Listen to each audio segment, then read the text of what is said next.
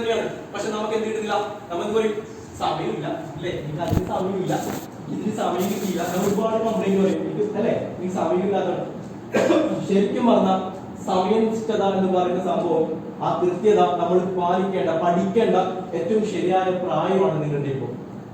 ഈ സമയത്ത് നിങ്ങൾ കൃത്യമായിട്ട് സമയത്തെ എന്താണ് കെയർ റെസ്പെക്ട് ചെയ്യാൻ വേണ്ടിയിട്ട് തുടങ്ങി കഴിഞ്ഞാൽ നിങ്ങൾക്ക് എല്ലാം പറ്റും. നിങ്ങൾക്ക് കളിക്കണം ഇല്ലേ, കളിക്കണ്ടേ, നിങ്ങൾക്ക് പഠിക്കണം, പഠിക്കണ്ടേ, ഉറങ്ങണ്ടേ, നിങ്ങൾക്ക് ഇഷ്ടമുള്ള കാര്യങ്ങൾ നോക്കണ്ടേ. ഇപ്പൊ മൊബൈൽ നോക്കുന്നുണ്ടാവില്ല, ചിലപ്പോൾ വീട്ടിൽ പോയി കഴിഞ്ഞാൽ മൊബൈൽ നോക്കി ഓക്കെ, എല്ലാ കാര്യങ്ങളും ചെയ്യണ്ടേ, ചിലപ്പോൾ ഗെയിം കളിക്കണം തോന്നില്ലേ. പക്ഷെ ശരിയായ രീതിയിൽ സമയത്തെ ചെലവഴിച്ചു കഴിഞ്ഞാൽ നമുക്ക് എന്ത് പറ്റും, എല്ലാ കാര്യങ്ങളും പറ്റും, നമ്മൾ വിചാരിക്കുന്ന എല്ലാ. പക്ഷെ എന്ത് ചെയ്യണം, സമയത്തെ കൃത്യമായിട്ട് ഇല്ലേ. നിങ്ങളോട് ഈ ക്ലാസ്സിലേക്ക് വരാൻ വേണ്ടി പറയുന്ന സമയത്ത് ഇത്ര മണിക്ക് എത്തണം ഉസ്താദ് പറയുന്ന സമയത്ത് എന്താണ്, ചില ആൾക്കാർ മെല്ലെ ലേറ്റ് ആയിട്ട് മെല്ലെ ആടി വരും അല്ലെ. ആടി വന്നതിന് ശേഷം ഒരു കാരണം പറയാനുണ്ടാവും ഇല്ലേ. വരുന്ന സമയത്ത് എന്തും കൂടി കൂട്ടും. കാരണം എന്താണ് ഈ കാരണം എന്നത് കാര്യം ഇങ്ങനെ ആലോചിച്ചുകൊണ്ട് വരും, ഇതാണ് കാരണം ഇല്ലേ. അതിന്റെ പോയിന്റ് ഞാൻ അടുത്ത് പറയുന്നത്, എന്താണ് കാരണം എന്നത് കൂടി അടുത്തുകൂടി പറയും ഇല്ലേ. അപ്പൊ ഇപ്പൊ എന്താ പറഞ്ഞ, സമയനിഷ്ഠതയാണ് ഇല്ലേ. എന്താണ് സമയനിഷ്ഠതയാണ്. അപ്പൊ ഇതിനകത്ത് വേറൊരു കാര്യം എന്താ പറയുക, നമുക്ക് ഒരു ഇതെല്ലാവരും കൂടി പറയുന്നേട്ടാ, നിങ്ങളോട് കൂടിയിട്ടാ ഓക്കെ, നിങ്ങളോട് കൂടി പറയുകയാണ്. നമ്മുടെ ഒരു പ്രായത്തിന്റെ ഒരു 16-15 വയസ്സ് മുതൽ ശരിക്കും പറഞ്ഞാൽ ഒരു 25 വയസ്സ് വരെയുള്ള കാലമില്ല, നമ്മൾ നന്നായിട്ട് ഹാർഡ് വർക്ക് ചെയ്ത് കഴിഞ്ഞാല്, നന്നായിട്ട് ഹാർഡ് വർക്ക് ചെയ്യാന്ന് വെച്ചാൽ നമ്മൾ ഒരുപാട് പുസ്തകങ്ങൾ വായിക്കണം അല്ലെ, നമ്മൾ നന്നായിട്ട് ഉറങ്ങണം, നന്നായിട്ട് നമ്മുടെ ഫിസിക്കൽ കാര്യങ്ങൾ നോക്കണം, കാര്യങ്ങളെല്ലാം നന്നായിട്ട് ഹാർഡ് വർക്ക് ചെയ്ത് കഴിഞ്ഞാല് 25 വയസ്സിന് ശേഷമുള്ള നമ്മുടെ ലൈഫില് ഭയങ്കര ഈസി ആയിരിക്കും. കാരണം ആ സമയത്ത് നമുക്ക് ജോലി ഉണ്ടാവും, നമുക്ക് നല്ല ഫാമിലി ഉണ്ടാവും അല്ലെ, നമ്മുടെ കയ്യിൽ പണം ഉണ്ടാവും, കാര്യങ്ങളൊക്കെ ആയിരിക്കും.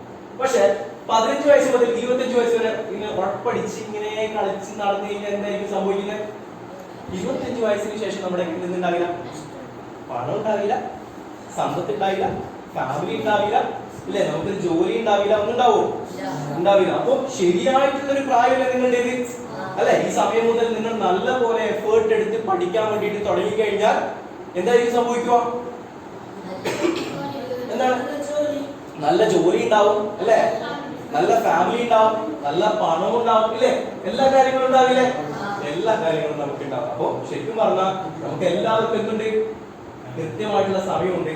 ആ സമയം എപ്പോ പാലിക്കണം, ഇപ്പൊ മുതൽ രാവിലെ കൃത്യസമയത്ത് എണീക്കുക അല്ലെ, എന്നിട്ട് വായിക്കാനുള്ളത് വായിക്കുക, പഠിക്കാനുള്ളത് പഠിക്കുക. ഇപ്പൊ പഠിക്കാനുള്ള സമയം നമ്മൾ കൃത്യമായിട്ട് മാറ്റി വെക്കണം, കളിക്കാനുള്ള സമയം മാറ്റി വെക്കണം.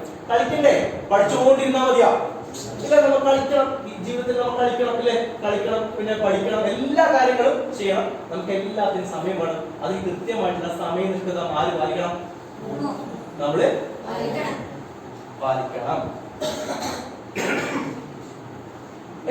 വേറൊരു കാര്യം എന്താ അറിയാം, നിങ്ങളുടെ ചില ആൾക്കാർ ഈ സംഭവം സത്യസന്ധത എന്ന് പറയുന്നതാണ്. എത്ര പോയിന്റ് ഞാൻ പറഞ്ഞു, 3 പോയിന്റ്. ഏതൊക്കെയായിരുന്നു, മനോഭാവമാണ്, പിന്നെ സമയനിഷ്ഠത, കൃത്യമായിട്ടുള്ള സമയം പാലിക്കണ്ടേ, കൃത്യമായിട്ടുള്ള സമയം പാലിക്കണം. മറ്റൊരു പോയിന്റ് ആണ് സത്യസന്ധത എന്ന് പറയുന്നത്. ഇപ്പോ പല ആൾക്കാരും നമ്മൾ കാണാം അല്ലെ, എന്താണ് 5 മിനിറ്റിലെത്തി, വീട്ടിൽ ഇറങ്ങിയിട്ടായില്ല, പക്ഷെ വിളിച്ച് വെറുതെ പറയുന്നതായിരിക്കും, 5 മിനിറ്റിലെത്തി, ഞാൻ എത്തിയില്ല, താഴെ എത്തിക്ക് വരും. ശരിക്കും പറഞ്ഞാൽ വീട്ടിൽ ഇറങ്ങിയിട്ടായില്ല. പക്ഷെ അപ്പൊ ശരിക്കും പറഞ്ഞാൽ അനാവശ്യമായിട്ട് നമ്മൾ എന്താ ചെയ്യുക, കളവ് പറയുകയാണ്. നമുക്ക് അതിന്റെ ആവശ്യമില്ല, കളവ് പറയേണ്ട ആവശ്യമില്ല. പക്ഷെ ഒരു കവി പറഞ്ഞു, ഇപ്പൊ കപടലോകത്തിൽ ആത്മാർത്ഥമായ ഒരു ഹൃദയം ഉണ്ടായതാണ് പരാജയം. എന്താണ്, കപടലോകത്തിൽ ആത്മാർത്ഥമായ ഒരു ഹൃദയം ഉണ്ടായതാണ് പരാജയം എന്ന് വെച്ചാൽ പല ആൾക്കാരും ഹൃദയങ്ങളും വന്ന് നടക്കുകയാണ്. അപ്പോ ശരിക്കും പറഞ്ഞ സത്യസന്ധമായിട്ടുള്ള ആൾക്കാർക്ക് എന്ത് ചെയ്യാൻ പറ്റില്ല, ജീവിക്കാൻ വേണ്ടിയിട്ട് പറ്റുന്നില്ല.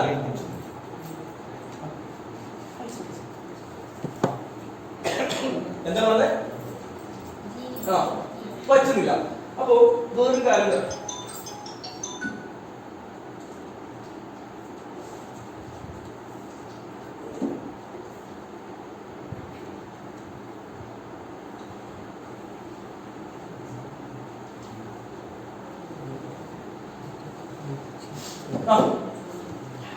എന്താ സംഭവം, എന്താ പറഞ്ഞ സത്യസന്ധത, നമ്മൾ അനാവശ്യമായിട്ട് കള്ളം പറയുന്നില്ല. അപ്പോ അതൊരു വളരെ ഇൻട്രസ്റ്റിംഗ് ആയിട്ടുള്ള സ്റ്റോറി ഉണ്ട്. ഒരു പ്രാസംഗികൻ ഇന്നലെ കണ്ടാണ് ഒരു പ്രാസംഗികൻ പറഞ്ഞത്. അതേ ബസ്സിൽ ഇരിക്കുന്ന സമയത്ത് അടുത്തുള്ള ആള് ഫോണിലൂടെ പറയുന്ന കാര്യമാണ്, ഞാൻ ഇപ്പൊ വീട്ടിലെത്തിയല്ലോ, ഞാൻ എന്ത് കുളിക്കുന്നുണ്ട്, ഇപ്പൊ വന്ന് ഞാൻ കുളിക്കുന്നില്ലേ. ആരോട് പറയാൻ? ബസ്സിൽ നിന്നിട്ട് ഒരാൾ ഫോണിലൂടെ പറയാം. ശരിക്കും പറഞ്ഞാൽ വീട്ടിലെത്തിയിട്ട് കുളിച്ചിട്ട് അയാൾക്ക് എവിടെ പോകാനുള്ളതാ അല്ലെ, എവിടെ കൂടാ. പക്ഷെ അയാൾ പറയുന്ന ഞാനിപ്പോ വീട്ടിലെത്തിയിട്ട് കുളിക്കുന്നില്ലേ എന്നാ പറഞ്ഞത്. അപ്പോ അടുത്തുള്ള പ്രാസംഗികൻ അപ്പുറത്തെ എണീറ്റിൽ നിന്നിട്ട് മുകളിലുള്ള സാധനം പിടിച്ചിരുന്നു. എന്താണ് ആ സീറ്റ് അടിച്ചു അടുത്തുള്ള ആൾ. എന്നിട്ട് ഇയാൾ ഫോൺ വെച്ചതിന് ശേഷം അയാൾ വിളിച്ചു, നിങ്ങൾ എന്തിനാ എണീറ്റ് വന്ന് ഇരിക്കുന്നു പറഞ്ഞു. അപ്പൊ അയാൾ പറയാണ്, നിങ്ങൾ കുളിക്കല്ലേ അല്ലെ, വെള്ളം മേത്തേക്ക് തെറിച്ചാലോ.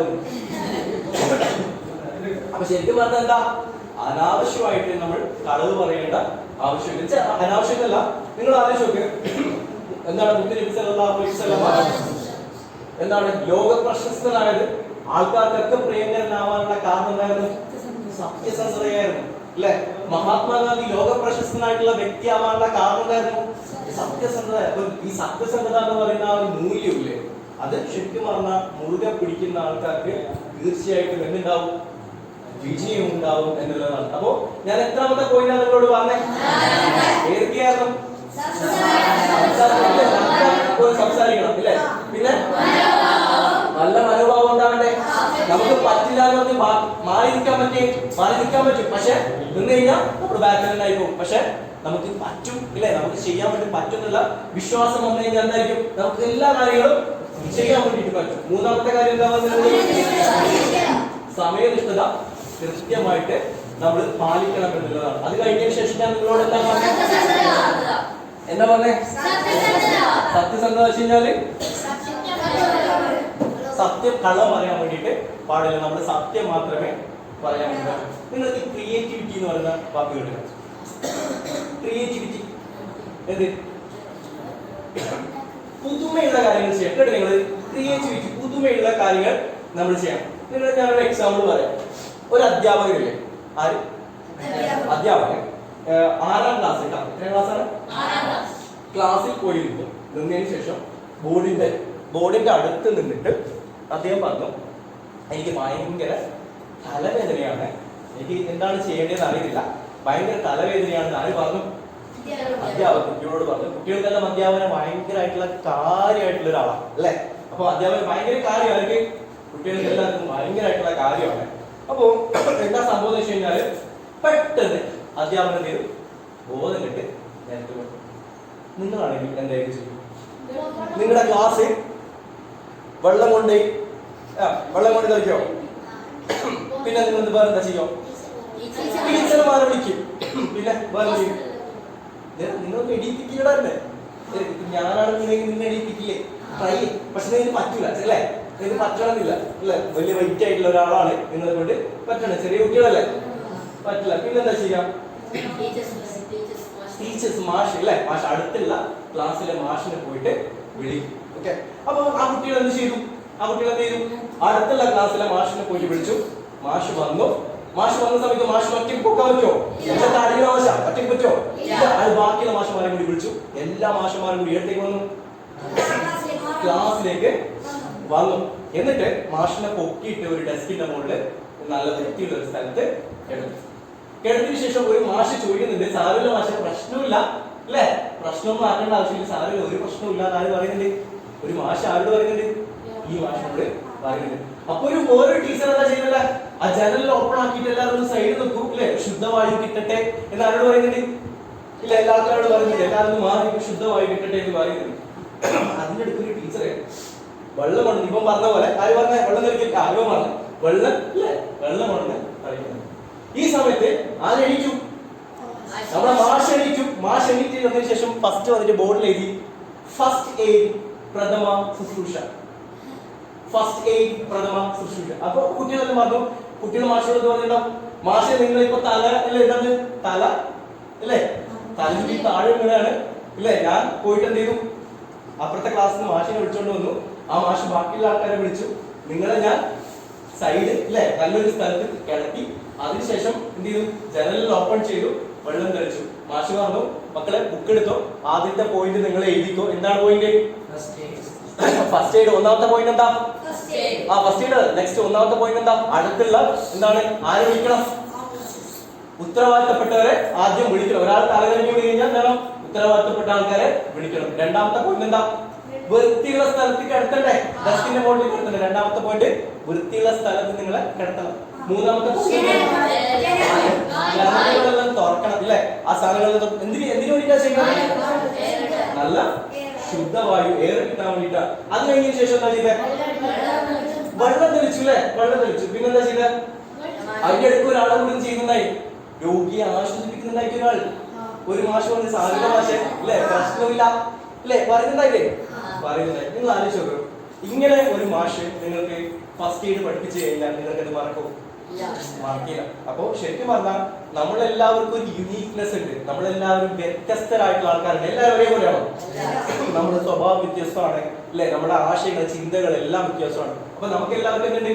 വ്യത്യസ്തമായിട്ടുള്ള ഒരു ഐഡന്റിറ്റി നമുക്ക് എല്ലാവർക്കും ഉണ്ട്. അപ്പൊ നമ്മളെല്ലാവരും എന്ത് ചെയ്യണം? എല്ലാ കാര്യത്തിലും നമ്മൾ എന്ത് ചെയ്യണം? ഈ ഒരു ക്രിയേറ്റിവിറ്റി, പുതുമ കണ്ടെത്താൻ വേണ്ടിയിട്ട് ശ്രമിക്കണം. ഇപ്പൊ നാളെ നിങ്ങളൊരു ബിസിനസ് ചെയ്യുന്ന ആൾക്കാരായിക്കോട്ടെ, അല്ലെങ്കിൽ എന്തെങ്കിലും കാര്യങ്ങൾ, പുതിയ കാര്യങ്ങൾ ചെയ്യുന്ന ആൾക്കാരാകുമ്പോൾ നിങ്ങൾ എന്ത് കണ്ടെത്തണം? എല്ലാ കാര്യത്തിലും പുതുമ, ക്രിയേറ്റിവിറ്റി കണ്ടെത്തണം. അപ്പൊ നിങ്ങൾക്ക് എത്ര പോയിന്റാ പഠിച്ചത്? നിങ്ങൾ എന്താണ് ഒന്നാമത്തെ പോയിന്റ്? നന്നായിട്ട് സംസാരിക്കുന്ന ആളാവും. അങ്ങനെ എങ്ങനെ സംസാരിക്കണ്ടേ? നല്ല